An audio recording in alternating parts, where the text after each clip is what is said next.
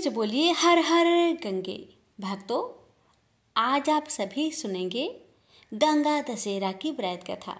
गंगा मैया आप सभी भक्तों की हर मनोकामना को पूर्ण करे। भक्तों, गंगा दशहरा का पर्व हर साल ज्येष्ठ माह के शुक्ला पक्ष की 10वीं तिथि को मनाया जाता है। इस साल 5 जून को गंगा दशहरा मनाया जाएगा। इस दिन गंगा स्नान और पूजा का विशेष महत्व है, क्योंकि मान्यता है कि इसी दिन माँ गंगा का धरती पर अवतरण हुआ था।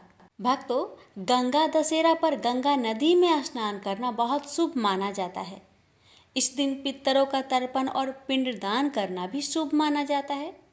दान पुण्य करना भी इस दिन बहुत फलदायी माना जाता है। भक्तों, गंगा स्नान और दान पुण्य करने से पापों से मुक्ति और मोक्ष की प्राप्ति होती है। भक्तों, गंगा स्नान गंगा नदी में स्नान करें। अगर संभव ना हो तो घर में नहाने के पानी में गंगा जल मिलाकर स्नान करें।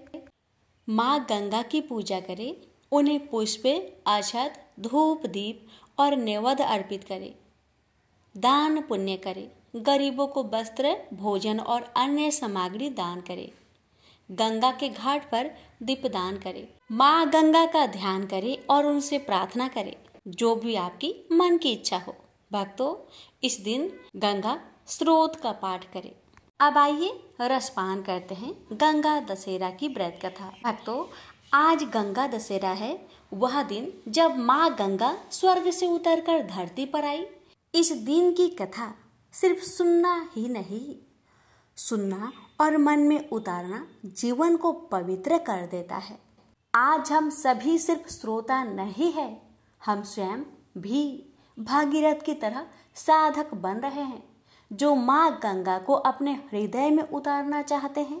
जो श्रद्धा से इस कथा को आरंभ से अंत तक सुनता है, उसके जीवन में माँ गंगा की तरह शुद्धता, शांति और मोक्ष की धाराएं प्रभावित होती है। तो आइए आज हम सब मिलकर यह संकल्प ले, यह कथा हम अंत तक श्रद्धा और भक्ति से सुनेंगे और किसी भी प्रकार की बाधा को बीच में नहीं आने देंगे। प्रेम से बोलिए हर हर गंगे। ओम गणेशाय नमः। पर्वतराज हिमालय की अत्यंत रूपवती, लावण्यमयी एवं सर्वगुण संपन्न 2 कन्याएं थी। इन कन्याओं की माता सुमेरु पर्वत की पुत्री मैना थी। बड़ी कन्या का नाम था गंगा और छोटी कन्या का नाम था उमा।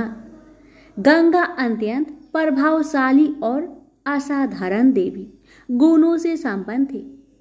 वह किसी बंधन को स्वीकार न कर मनमाने मार्गों का अनुसरण करती थी। उसकी इस असाधारण प्रतिभा से प्रभावित होकर देवता लोग विश्व के कल्याण की दृष्टि से उसे हिमालय से मांग कर ले गए। पर्वतराज की दूसरी कन्या उमा बड़ी तपस्विनी थी। उसने कठोर एवं असाधारण तपस्या करके भगवान शिव जी को वर के रूप में प्राप्त किया।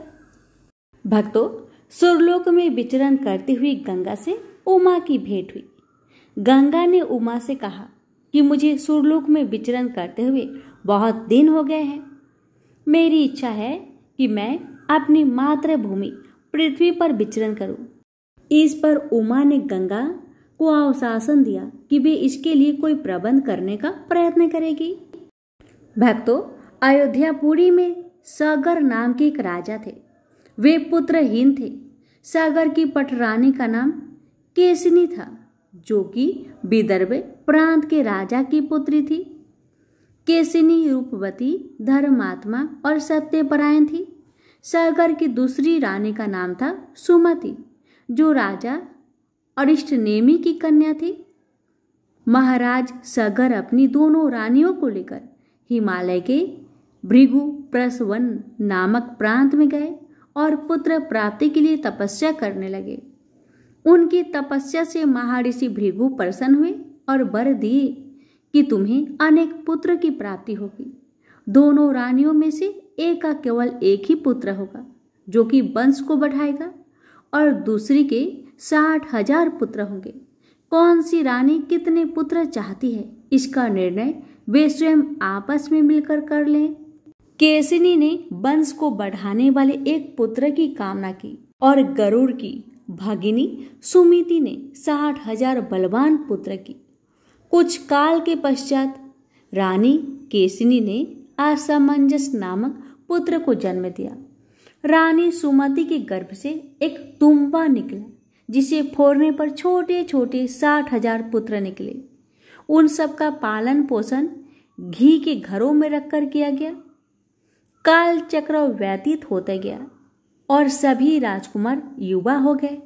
सागर का ज्येष्ठ पुत्र असमंजस बड़ा दुराचारी था और उसे नगर के बालकों को सरयू नदी में फेंककर उन्हें डूबते हुए देखने में बड़ा आनंद आता था। इस दुराचारी पुत्र से दुखी होकर सागर ने उसे अपने राज्य से निर्वासित कर दिया। असमंजस के अंशुमान नाम का एक पुत्र था। अंशुमान अत्यंत सदाचारी और पराक्रमी था।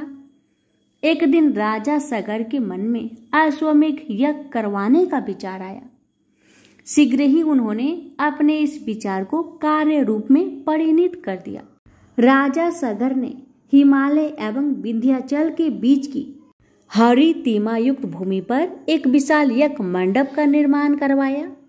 फिर अश्वमेघ यज्ञ के लिए श्यामकर्ण घोड़ा छोड़कर उसकी रक्षा के लिए पराक्रमी अंशुमान को सेना के साथ उसके पीछे पीछे भेज दिया। यज्ञ की संभावित सफलता के परिणाम की आशंका से भयभीत होकर इंद्र ने एक राक्षस का रूप धारण किया और उस घोड़े को चुरा लिया।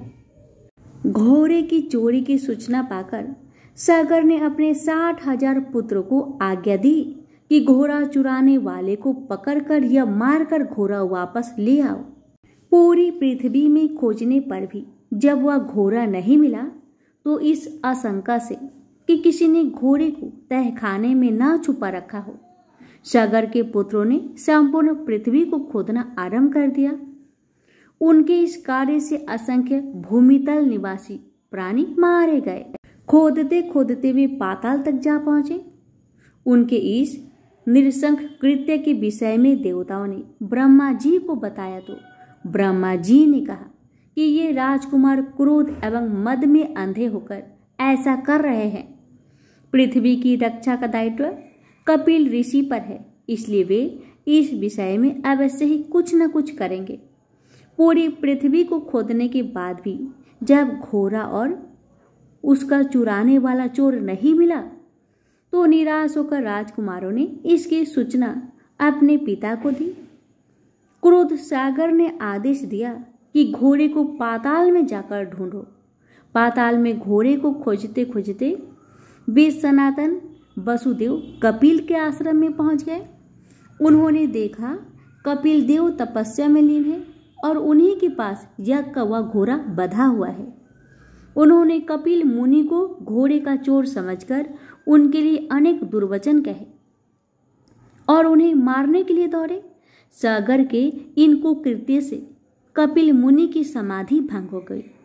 उन्होंने क्रोध होकर सागर के उन सब पुत्रों को भस्म कर दिया।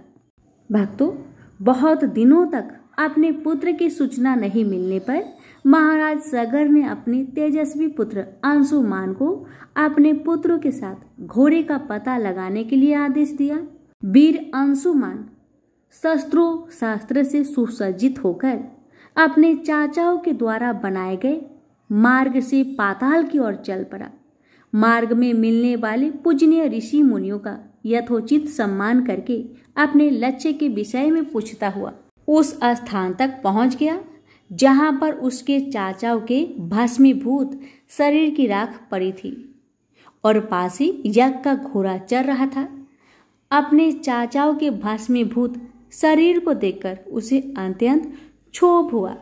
उसने उनका तर्पण करने के लिए जलाशय की खोज की, किंतु उसे कोई भी जलाशय दृष्टिगत नहीं हुआ। तभी उसकी दृष्टि अपने चाचाओं के मामा गरुड़ पर पड़ी। उन्हें सादर प्रणाम करके अंशुमान ने पूछा कि हे पितामह, मैं अपने चाचाओं का तर्पण करना चाहता हूँ। समीप में यदि कोई सरोवर हो तो कृपा करके उसका पता लगाइए। यदि आपको इनकी मृत्यु के विषय में कुछ जानकारी है तो वह भी मुझे बतलाने की कृपा करें। गरुड़ जी ने बताया कि किस प्रकार से इंद्र ने घोड़े को चुराकर कपिल मुनि के पास छोड़ दिया था और उसके चाचाओं ने कपिल मुनि के साथ उद्दंड व्यवहार किया था, जिसके कारण कपिल मुनि ने उन सबको भस्म कर दिया। इसके पश्चात गरुड़ जी ने अंशुमान से कहा कि ये सब अलौकिक शक्ति वाले दिव्य पुरुष के द्वारा भस्म किए गए हैं, अतः लौकिक जल से तर्पण करने से इनका उद्धार नहीं होगा। केवल हिमालय की ज्येष्ठ पुत्री गंगा के जल से ही तर्पण करने पर इनका उद्धार संभव है। अब तुम घोड़े को लेकर वापस चले जाओ, जिससे कि तुम्हारे पितामह का यज्ञ पूर्ण हो सके। गरुड़ जी की आज्ञा अनुसार अंशुमान वापस अयोध्या पहुंचे और अपने पितामह को सारा वृत्तांत सुनाया। महाराज सगर ने दुखी मन से यज्ञ पूरा किया। वे अपने पुत्र के उद्धार करने के लिए गंगा को पृथ्वी पर लाना चाहते थे, पर ऐसा करने के लिए उन्हें कोई भी युक्ति न सूझी। महाराज सगर के देहांत के पश्चात अंशुमान बड़ी न्यायप्रियता के साथ शासन करने लगे। अंशुमान के परम प्रतापी पुत्र दिलीप हुए। दिलीप की वयस्क हो जाने पर अंशुमान दिलीप को राज्य का भार सौंपकर हिमालय की कंदराओं में जाकर गंगा को प्रसन्न करने के लिए तपस्या करने लगे, किंतु उन्हें सफलता नहीं प्राप्त हुई और वे स्वर्ग सिधार गए। इधर जब राजा दिलीप का धर्मनिष्ठ पुत्र भगीरथ बड़ा हुआ तो उसे राज्य का भार सौंपकर दिलीप भी गंगा को पृथ्वी पर लाने के लिए तपस्या करने चले गए, पर उन्हें भी सफलता नहीं मिली। भगीरथ बड़े प्रजा वत्सल नरेश थे, किंतु उनकी कोई संतान नहीं हुई। इस पर वे अपने राज्य का भार मंत्रियों को सौंपकर स्वयं गंगा अवतरण के लिए गोकर्ण नामक तीर्थ पर जाकर कठोर तपस्या करने लगे। उनकी अभूतपूर्व तपस्या से प्रसन्न होकर ब्रह्मा जी ने उन्हें वर मांगने के लिए कहा। भगीरथ ने ब्रह्मा जी से कहा कि हे प्रभु, यदि आप मुझ पर प्रसन्न हैं तो मुझे यह वर दीजिए कि सगर के पुत्र को मेरे प्रयत्न से गंगा का जल प्राप्त हो, जिससे कि उनका उद्धार हो सके। इसके अतिरिक्त मुझे संतान प्राप्ति का भी वर दीजिए, ताकि इस बांकु वंश नष्ट ना हो। ब्रह्मा जी ने कहा कि संतान का तेरा मनोरथ शीघ्र ही पूर्ण होगा, किंतु तुम्हारे मांगे गए प्रथम वरदान को देने में कठिनाई यह है कि जब गंगा जी का वेग के साथ पृथ्वी पर अवतरित होगी तो उनके वेग को पृथ्वी संभाल नहीं सकेगी। गंगा जी के वेग को संभालने की क्षमता सिर्फ महादेव जी के अतिरिक्त किसी में नहीं है। इसके लिए तुम्हें महादेव जी को प्रसन्न करना होगा। इतना कहकर ब्रह्मा जी अपने लोक को चले गए। भागीरथ ने साहस नहीं छोड़ा। वे 1 वर्ष तक पैर के अंगूठे के सहारे खड़े होकर महादेव जी की तपस्या करते रहे। केवल वायु के अतिरिक्त उन्होंने किसी अन्य वस्तु का भक्षण तक नहीं किया। अंत में इस महान भक्ति से प्रसन्न होकर महादेव जी ने भागीरथ को दर्शन देकर कहा, हे भक्त श्रेष्ठ, हम तेरी मनोकामना पूरी करने के लिए गंगा जी को अपने मस्तक पर धारण करते हैं। इसकी सूचना पाकर विवश होकर गंगा जी को सुरलोक का परित्याग करना पड़ा। उस समय वे सुरलोक से कहीं जाना नहीं चाहती थी, इसलिए वे यह विचार करके कि मैं अपने प्रचंड वेग से शिव जी को बहाकर पाताल लोक ले जाऊंगी, वे भयानक वेग से शिव जी के सिर पर अवतरित हुई। गंगा का यह अहंकार महादेव जी से छुप न रहा।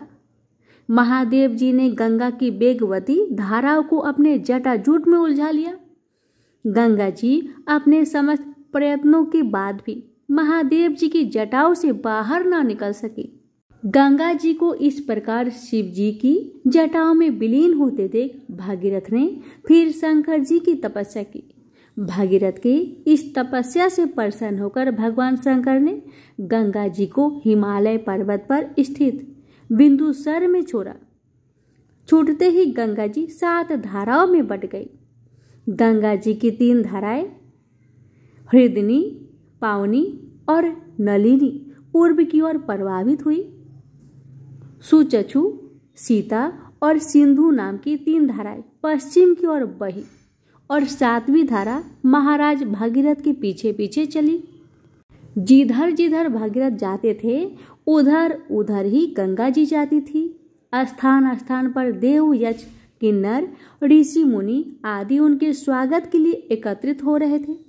जो भी उस जल का स्पर्श करता था भाव बाधाओं से मुक्त हो जाता था। चलते चलते गंगा जी उस स्थान पर पहुंची जहां ऋषि जहनु यज्ञ कर रहे थे। गंगा जी अपने वेग से उनके यज्ञशाला को संपूर्ण सामग्री के साथ बहाकर ले जाने लगी। इससे ऋषि को बहुत क्रोध आया और उन्होंने क्रोध होकर गंगा जी का सारा जल पी लिया। यह देखकर समस्त ऋषि मुनियों को बड़ा विस्मय हुआ और वे गंगा जी को मुक्त करने के लिए उनकी स्तुति करने लगे। उनकी स्तुति से प्रसन्न होकर जहनु ऋषि ने गंगा जी को अपने कानों से निकाल दिया और उन्हें अपनी पुत्री के रूप में स्वीकार कर लिया। तब से गंगा जहां भी कहलाने लगी। इसके पश्चात वे भागीरथ के पीछे चलते चलते समुद्र तक पहुंच गई और वहां से सागर के पुत्र का उद्धार करने के लिए रसातल में चली गई। उनके जल के स्पर्श से भस्मीभूत हुए सागर के पुत्र निष्पाप होकर स्वर्ग गए। उस दिन से गंगा की 3 नाम हुए, त्रिपथ गंगा, जाह्नवी और भागीरथी। कपिल आश्रम में गंगा जी की पहुंचने के पश्चात ब्रह्मा जी ने प्रसन्न होकर भागीरथ को वरदान दिया कि तेरे पुण्य के प्रताप से प्राप्त इस गंगा जल से जो भी मनुष्य स्नान करेगा या इसका पान करेगा वह सब प्रकार के दुखों से रहित होकर अंत में स्वर्ग को प्रस्थान करेगा। जब तक पृथ्वी मंडल में गंगा जी प्रवाहित होती रहेगी तब तक उसका नाम भागीरथी कहलाएगा और संपूर्ण भूमंडल में तेरी कृति अक्षुण्ण रूप से फैलती रहेगी। सभी लोग श्रद्धा के साथ तेरा स्मरण करेंगे। यह कहकर ब्रह्मा जी अपने लोक को लौट गए। भागीरथ ने पुनः अपने पितरों को जलांजलि दी। प्रेम से बोली हर हर गंगे।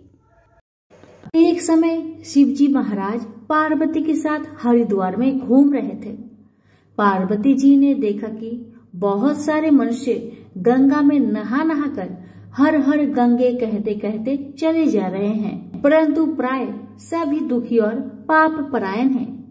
पार्वती जी ने बड़े आश्चर्य से शिव जी से पूछा कि हे देव, गंगा में इतनी बार स्नान करने के बाद भी इनके पाप और दुखों का नाश क्यों नहीं हुआ? क्या गंगा में अभी सामर्थ्य नहीं रहा? पार्वती जी की बातें सुन भगवान शिव ने कहा, प्रिय, गंगा में तो वही सामर्थ्य है, परंतु इन लोगों ने पाप नाशिनी गंगा में स्नान ही नहीं किया है, तब इन्हें लाभ कैसे हो? जी ने बड़े आश्चर्य से कहा, स्नान कैसे नहीं किया भगवान? सभी तो नहा नहा कर आ रहे हैं, अभी तक इनके शरीर भी सूखे नहीं हैं। जी ने कहा, ये केवल जल में डुबकी लगाकर आ रहे हैं, तुम कल इसका रहस्य समझ जाओगे। दूसरे दिन बड़े जोर की बरसात होने लगी। गलियां कीचड़ से भर गई। एक चौड़े रास्ते में एक गहरा गड्ढा था, चारों ओर लपटीला कीचड़ भर रहा था। उसी गड्ढा में भगवान शिव ने लीला करते हुए वृद्ध ब्राह्मण का रूप धारण कर लिया और दीन विवश की तरह गड्ढे में जाकर ऐसे पड़ गए कि जैसे मानो कोई मनुष्य चलता चलता गड्ढे में गिर पड़ा हो। निकलने की कोशिश करने के बावजूद भी वह निकल नहीं पा रहा है। पार्वती जी को भगवान शंकर ने समझाकर गड्ढे के पास बैठा दिया कि देखिए देवी, आप लोगों को सुना सुनाकर यूं पुकारती रहिए कि मेरे वृद्ध पति अकस्मात गलती से गड्ढे में गिर पड़े हैं, कोई पुण्य आत्मा ही इन्हें निकालकर इनके प्राणों की रक्षा करे। इस प्रकार आप बार बार कहते रहिएगा। भगवान के कहे अनुसार माता पार्वती ने किया। भगवान ने इतना भी कहा कि जब कोई मुझे बचाने की कोशिश करे तो आप उसे इतना कह दीजिएगा, मेरे पति सर्वथा निष्पाप है, इन्हें वही छुए जो स्वयं निष्पाप हो। यदि आप निष्पाप है तभी आप मेरे पति को हाथ लगाइए, नहीं तो हाथ लगते ही आप भस्म हो जाएंगे। पार्वती जी ने भगवान की बात को ध्यान में रखकर गड्ढे के किनारे पर बैठ गई और आने जाने वालों को सुना सुनाकर शिव जी की सिखाई हुई बात कहने लगी। गंगा में नहाकर लोगों के दल आ रहे थे। सुंदरी महिला को यूं बैठी देखकर कईयों का मन में पाप आया। कई लोग लज्जा से डरे, कईयों को कुछ धर्म का भय हुआ, कई कानून से डरे। कुछ लोगों ने तो पार्वती जी को यह भी सुना दिया कि मरने दे बूढ़े को, क्यों उनके लिए रोती है। आगे और कुछ दयालु सच्चा चरित्र पुरुष थे। उन्होंने करुणावश युवती के पति को निकालना चाहा, परंतु पार्वती के वचन सुनकर वे भी रुक गए। उन्होंने सोचा कि हम गंगा में नहाकर आए तो हैं, क्या हुआ, पापी तो है ही, कहीं होम करते समय हमारा हाथ ना जल जाए। किसी को भी भेष रूपी शंकर को निकालने का साहस नहीं हुआ। सैकड़ों आए, सैकड़ों ने पूछा और चले गए। संध्या हो चली। शिव जी ने कहा, देखिए पार्वती जी, आपने देखा कोई है गंगा नहाने वाला यहाँ पर? थोड़ी देर बाद एक जवान हाथ में लोटा लेकर हर हर गंगे करता हुआ निकला। पार्वती ने उसे भी वही बात कही। युवक का हृदय करुणा से भर आया। उसने शिव जी को निकालने की तैयारी की। पार्वती ने रोकर कहा कि भाई, यदि तुम सर्वथा निष्पाप नहीं हो तो मेरे पति को छूते ही जल जाओगे। उस युवक ने उसी समय बिना किसी संकोच के दृढ़ निश्चय के साथ पार्वती जी से कहा, माते, मेरे निष्पाप होने में तुम्हें क्यों संदेह होता है? देखती नहीं, मैं अभी गंगा नहा कर आया हूँ। भला गंगा में गोता लगाने के बाद भी कभी पाप रहते हैं? तेरे पति को मैं निकालता हूँ। युवक ने लपक कर बूढ़े को ऊपर उठा लिया। शिव पार्वती ने उसे अधिकारी समझकर अपना असली रूप प्रकट कर उसे दर्शन देकर कृतार्थ किया। शिव जी ने पार्वती से कहा कि इतने लोगों में से इन एक ने ही गंगा स्नान किया है। इस दृष्टांत के अनुसार जो लोग बिना श्रद्धा और विश्वास के केवल दम के लिए गंगा स्नान करते हैं, उन्हें वास्तविक फल नहीं मिलता। परंतु इसका यह मतलब नहीं है कि गंगा स्नान व्यर्थ जाता है। विश्वास के साथ किए गए गंगा स्नान का मिलता है वास्तविक फल। प्रेम से बोलिए उमापति शंकर भगवान की जय, गंगा माता की जय। प्राचीन समय में एक गांव था जिसमें दो बहनें रहा करती थी। एक बहन का नाम गंगा था तो दूसरी बहन का नाम जमुना था। एक बार दोनों बहनें एक साहूकार के खेत से गुजर रही थी तो जमुना ने 13 दाने जौ के तोड़ लिए, जिसे देख गंगा बोली कि तुझे तो ग्रहण लग गया, तूने चोरी की है। इस पर जमुना बोली कि अब मेरा ग्रहण कैसे धुलेगा? गंगा ने कहा कि तुझे 12 साल तक साहूकार के यहाँ नौकरी करनी पड़ेगी, तभी तेरा पाप धुलेगा और ग्रहण से मुक्ति मिलेगी। जमुना साहूकार के यहाँ नौकरी के लिए जाती है और अपने लिए काम मांगती है।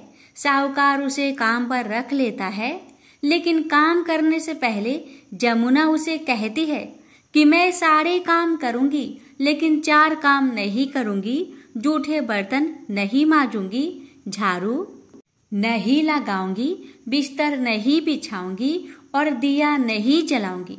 12 साल के बाद कुंभ का मेला लगा तो साहूकारनी भी कुंभ नहाने जाने लगी। जमुना ने उसे जाते देख कहा कि कुंभ के मेले में मेरी बहन गंगा मिलेगी तो उसे यह सोने का टका दे देना। इससे वह अपने हाथों में सुंदर चूड़ियां पहन लेगी। साहूकारनी ने कुंभ के मेले में गंगा को वह सोने का टका दे दिया। गंगा ने उनसे वह टका लेते हुए कहा कि मेरी बहन को कहना कि उसके 12 बरस पूरे हो गए हैं, अब वह जहाँ वापस आ जाए।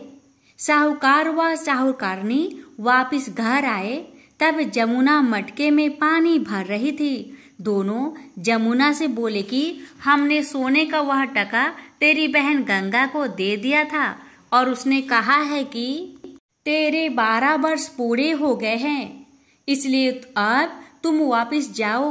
यह समाचार सुनते ही जमुना सहस्त्र धारा में बदल गई और बहने लगी। जमुना जी का यह रूप देखकर साहूकार व साहूकारनी परेशान हो गई कि हमारे घर में जमुना माता ने काम किया, हमें तो अब ग्रहण लग गया है। हम यह ग्रहण कैसे उतारेंगे? जमुना भागकर गंगा माता के पास चली गई। गंगा ने जमुना से पूछा कि तुम साहूकारनी से कुछ कहकर आई हो या ऐसे ही बिना बताए आ गई?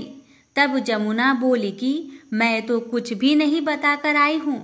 गंगा ने कहा कि जा उन्हें धीरज दिया, नहीं तो उन्हें जीवन भर असंतोष ही रहेगा। गंगा के कहने पर जमुना माता ने साहूकारनी को सपने में दर्शन दिए और कहा कि तुम दोनों उल्टे माठे क्यों पड़े हो? जाओ उठकर खाओ पियो। तब दोनों बोले कि हम कैसे उठे, हमें तो ग्रहण लगा है, क्योंकि हमने उल्टे सीधे और पता नहीं कितने नीच कार्य आपसे कराए हैं। तब जमुना जी बोली कि तुम्हें ग्रहण नहीं लगा है, ग्रहण तो मुझे लगा था कि मैंने तुम्हारे खेत से 13 दाने जौ के चुराए थे। मैं तो अपना ग्रहण उतारने तुम्हारे घर आई थी। मेरा ग्रहण तुम्हारे घर में 12 वर्ष तक रहने से उतर गया है और मेरी मुक्ति हो गई है। जमुना जी ने कहा कि तुम्हें कोई ग्रहण नहीं लगा है, उल्टे मेरे 12 वर्ष तक यहाँ रहने से तुम्हारी भी मुक्ति हो गई है। यह कहकर जमुना जी सपने से चली गई। दोनों उठकर देखते हैं कि उनके घर में पहले से भी अधिक धन हो गया है। हे जमुना माता, जैसे आपने साहूकार व साहूकारनी की मुक्ति कराई, वैसे ही आप अपने सभी भक्तों की करना। प्रेम से बोलिए गंगा जमुना माता की जय। भक्तों, अब हम बढ़ते हैं गीता पाठ की उस अध्याय की ओर जिसमें भगवान श्री कृष्ण ने स्वयं कहा है कि नदियों में मैं गंगा हूँ। जी हाँ भक्तों, श्रीमद् भागवत गीता के 10वें अध्याय में भगवान श्री कृष्ण जब अपनी ईश्वरीय विभूतियों का वर्णन करते हैं तब वे कहते हैं सर्व नदीनां अहम गंगा, अर्थात मैं नदियों में गंगा हूँ। इसका अर्थ क्या है? यह है कि केवल जल नहीं, वह स्वयं नारायण का साक्षात रूप है। तो आइए अब हम गीता के यह अध्याय को बड़े ही श्रद्धा और प्रसन्न मन से सुनते हैं। प्रेम से बोलिए हरे कृष्णा। कृष्ण भगवान बोले, हे महाबाहो, मेरी और भी कल्याण कारण वचन सुनो। तुम पर मेरी अत्यंत प्रीति है, अतएव तुम्हारे कल्याण के लिए मैं कहता हूँ। मेरी उत्पत्ति का हाल न तो देवता ही जानते हैं और न महर्षि लोग। मैं ही देवों और महर्षियों का आदि कारण हूँ। जो मुझे अन जन्म अन आदि और सब लोगों का ईश्वर मानते हैं, वे सब मोह रहित है। उनके पाप नष्ट हो जाते हैं।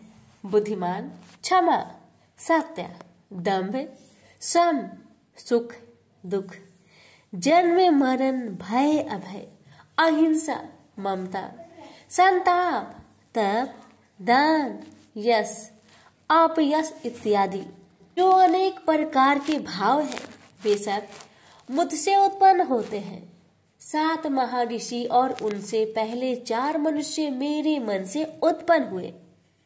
जो मनुष्य मेरी इस विभूति को भली भांति जानते हैं, वे निश्चय योग से सिद्ध होते हैं।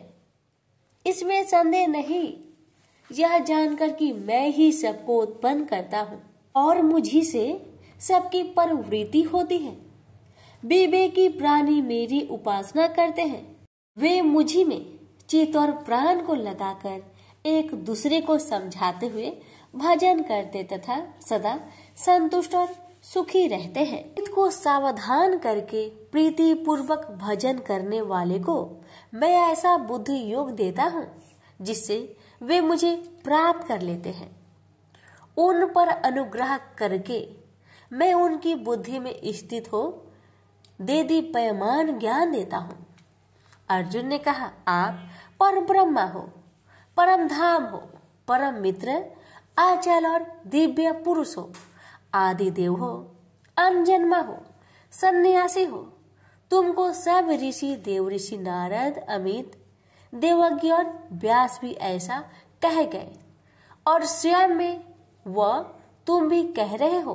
हे केशव, जो तुमने मुझसे कहा है सो सब सत्य मानता हूँ। हे भगवान, देवता और दानव इन दोनों ने ही तुम्हारे रूप को नहीं जाना है। सब चीजों के उत्पन्न करने वाले भूतेश, हे देव, हे जगतपते, हे पुरुषोत्तम, आप स्वयं ही अपने को जानते हैं, अतः आप अपनी गत दिव्य विभूतियों का हाल पूर्णतया वर्णन कीजिए, जिनके द्वारा आप इन सब लोकों में व्याप्त हो रहे हैं। चिंतन करता हुआ भी मैं आपको किस प्रकार से जान सकता हूँ? आपका ध्यान किन किन भावों से करना उचित है? हे जनार्दन, कृपया अपनी माया और विभूतियों को विस्तार से कहिए। अमृत रूपी आपकी इस वाणी को सुनने से मेरा मन तृप्त नहीं होता। श्री कृष्ण बोले, मेरा विस्तार तो अनंत है, तो भी मुख्य मुख्य विभूतियों को मैं तुम्हें सुनाता हूँ। गुणकेश, समस्त भूतों के अंत कारण में रहने वाला आत्मा मैं ही हूँ। मैं ही उनका आदि मध्य अंत हूँ। मैं ही आदित्य में विष्णु, प्रकाश को मैं अनेक किरणों से भूषित सूर्य, मरुद गणों में मरीच, नक्षत्रों में चंद्रमा मैं ही हूँ। मैं वेदों में सामवेद, देवों में विष्णु, इंद्रियों में मन और धृत मात्र में चैतन्य मैं ही हूँ। रुद्रों में शिव, यज्ञों में कुबेर, अष्ट वस्तुओं में अग्नि और पर्वतों में सेमरु मैं ही हूँ। हे पार्थ, पुरोहितों में बृहस्पति, सेनापतियों में स्कंद और जलाशयों में समुद्र मैं ही हूँ। मैं महर्षियों में भृगुबानी हूँ, अक्षरों में ओंकार, यज्ञों में जप, यज्ञों और स्वथवारों में हिमालय मैं ही हूँ। वृक्षों में पीपल, देव ऋषियों में नारद, गंधर्वों में चित्ररथ, सिद्धों में कपिल मुनि, वेदों में अमृत से उत्पन्न उच्च श्रवा, गजेंद्रों में ऐरावत और मनुष्यों में राजा मैं ही हूँ। धातुओं में वज्र, गौओं में कामधेनु, प्रजा की उत्पत्ति करने वालों में कामदेव और सर्पों में वासुकी मैं ही हूँ। नागों में शेषनाग, जलचरों में वरुण, पितरों में आर्यमा और शासन करने वालों में यमराज मैं ही हूँ। शुद्ध करने वालों में वायु, शस्त्रधारियों में राम, नदियों में गंगा मैं ही हूँ। हे अर्जुन, मैं सब प्राणियों का आदि अंत, विद्याओं में आध्यात्म विद्या और वाद विवादों में वाद मैं ही हूँ। अक्षरों में ओमकार में दंड, अक्षय कोक और चार मुख वाला ब्रह्म भी मैं ही हूँ। सबको हरने वाली मृत्यु, भविष्य में होने वाले पदार्थों की उत्पत्ति, स्त्रियों में कृति, लक्ष्मी, वाणी, स्मृति, मेधा, धृति और क्षमा मैं ही हूँ। सामवेद में ब्रह्म सत्साम, छंदों में गायत्री, मासों में मार्गशीर्ष और ऋतुओं में बसंत मैं ही हूँ। यादवों में वासुदेव, पांडवों में अर्जुन, मुनियों में व्यास और कवियों में शुक्र मैं ही हूँ। दमन करने वालों में दंड, जय चाहने वालों में नीति, गुहा पदार्थों में मौन तथा ज्ञानियों में ज्ञान मैं ही हूँ। और हे अर्जुन, भूत भाव का जो बीज है वह भी मैं ही हूँ। मेरे अतिरिक्त चराचर भूत कुछ भी नहीं है। ये परंतप दिव्य विभूतियों का अंत नहीं है। विभूतियों का विस्तार मैंने संक्षेप में कहा है। जो वस्तु ऐश्वर्यवान, शोभ्यमान और यशवान है, उन्हें मेरे ही तेज के अंश से उत्पन्न हुआ जानो। यही जानो कि मैं अपने एक ही अंश से इस संपूर्ण जगत में व्यापक हूँ। प्रेम से बोलिए श्री कृष्ण भगवान की जय। अब सुनिए 10वें अध्याय का महात्म्य। नारायण जी बोले, हे लक्ष्मी जी, अब 10वें अध्याय का महात्म्य मैं कहता हूँ, आप श्रवण करें। एक बनारस क्षेत्र, गंगा जी का स्नान, संतों तथा काशी विश्वनाथ जी का दर्शन, अन्न को छोड़ना, एकादशी का दिन। हे स्वामी, इसने ऐसा क्या पुण्य किया था जिससे इसको यह गति प्राप्त हुई? शिव जी बोले, हे श्रृंगी, एक दिन यह ब्राह्मण विश्वेश्वर महादेव जी के दर्शन को जा रहा था। मार्ग में धूप की गर्मी के कारण एक समय कैलाश पर्वत पर पार्वती और हम बैठे हुए थे। एक हंस मेरे दर्शन को आया। वह हंस ब्रह्मा का वाहन था। ब्रह्मलोक से मान सरोवर को जाता था। उस सरोवर में सुंदर कमल के फूल थे। वह हंस एक कमल को लागने लगा। उसकी परछाई कमल पर पड़ी तो वह हंस श्याम वर्ण हो आकाश से गिर पड़ा। तब उसी समय उस मार्ग में मेरा एक गण आया। हंस को गिरा देख गण ने कहा, हे स्वामी, वह हंस आपके दर्शन को आया था, सो श्याम वर्ण हो गया। इसका क्या कारण है? ऐसा क्यों हुआ? हंस ने कहा, मैं आपके दर्शन को आ रहा था। मान सरोवर में कमल के फूल खिले हुए थे, उसको लांघ कर आया। उससे मेरी देह श्याम वर्ण हो गई और आकाश से गिर पड़ा। कारण जानता नहीं क्या हुआ। यह सुन शिव जी हंसे। तब आकाशवाणी हुई कि हे शंभु जी, कमलनी से पूछो, वह कहेगी। कमलनी ने कहा, मैं पूर्व जन्म में पद्मावती नामक अप्सरा थी। उस समय एक ब्राह्मण गंगा के किनारे स्नान कर गीता जी के 10वें अध्याय का पाठ किया करता था। एक दिन इंद्र का सिंहासन हिला। तब इंद्र ने मुझे आज्ञा दी कि तू जाकर उस ब्राह्मण की तपस्या भंग कर। आज्ञा पाकर मैं उस ब्रीप के पास गई। उस ब्रीप ने मुझे श्राप देकर कहा, अरे पापिनी, तू कमलनी हो जा। उसी समय मैं कमलनी हो गई। तभी से मैं गीता जी के 10वें अध्याय का पाठ करती हूँ। उसी से मेरा यह तेज है कि मुझको लांघने वाला काला होकर अचेत हो जाता है। हंस ने कहा, मेरा यह श्याम वर्ण कैसे श्वेत होगा और तू इस कमल देह से छूटकर कैसे देव देही पाई? तब कमलनी बोली, जब कोई श्री गीता जी के 10वें अध्याय का पाठ सुनाएगा उद्धार होगा।